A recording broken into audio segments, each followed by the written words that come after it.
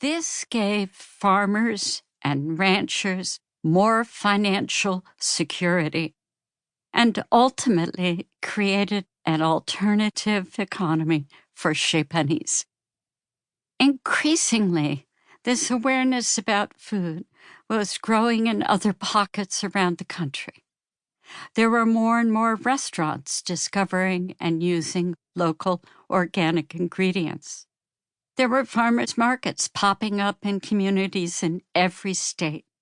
Markets where customers could get to know the people growing their food, directly supporting the farmers who came to those marketplaces seemed to me, and many others, like the best way to participate in and encourage this emerging farm-to-table movement.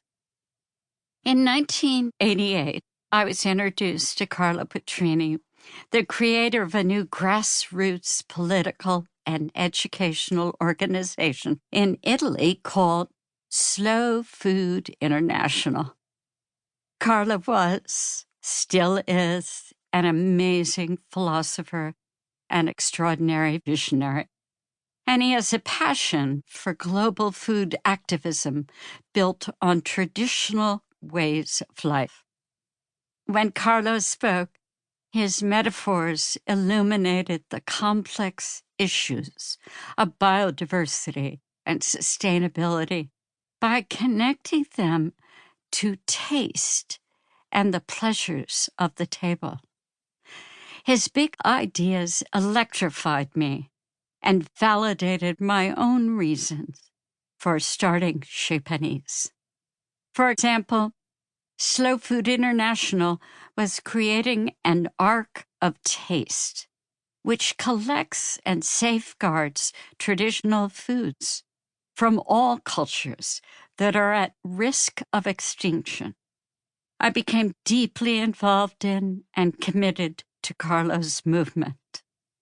Through Slow Food, I met food activists from all over the world, farmers from Ethiopia, cheese makers from Ghana, seed savers from Nepal, rice growers from Japan, everyone committed to preserving tradition and taste in the face of the fast food industry on the rise everywhere. These relationships expanded my understanding of the global issues facing all of us. I was fascinated, but also shocked to realize that there were people all over the planet coming to terms with the same issues we were grappling with in the United States. I felt the possibility and potential of being part of a global food movement. That slogan from the 1970s immediately came to mind. Think globally, act locally.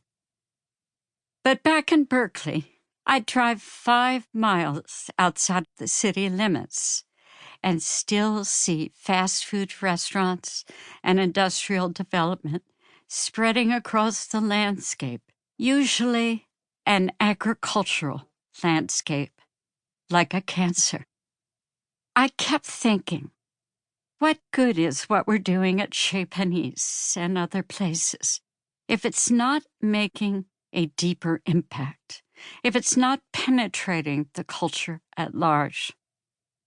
The restaurant couldn't be an island unto itself.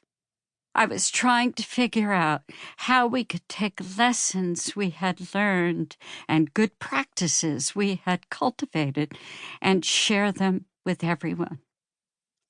How could a deeper impression be made?